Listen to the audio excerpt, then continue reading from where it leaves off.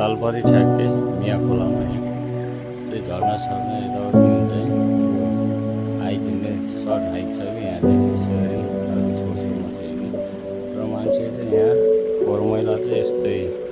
फोहोर मैला यसरी यहाँ चाहिँ जम्मा गरिदिरहेको सबै मेन कुरो त यी बियरको बोतलहरू बियरले किन यसरी यहाँ जङ्गलमा आएर खान्छ भने दिमाग नभएको मान्छेहरू है अनि खाएपछि त लर फाल्नुपर्छ नि यो बियरको बोतल यताउति लिएर यो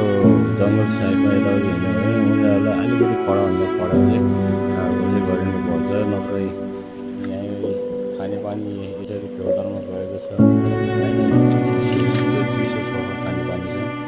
यो चाहिँ नगरपालिकालाई भनेर यो फेउटाल संरक्षण समितिहरूले चाहिँ यहाँ चाहिँ यस्तो जन्य लिएर चाहिँ यो हाइट हिँड्न चाहिँ दिनु भएन यो बाटोमा चाहिँ बियरको उस लिएर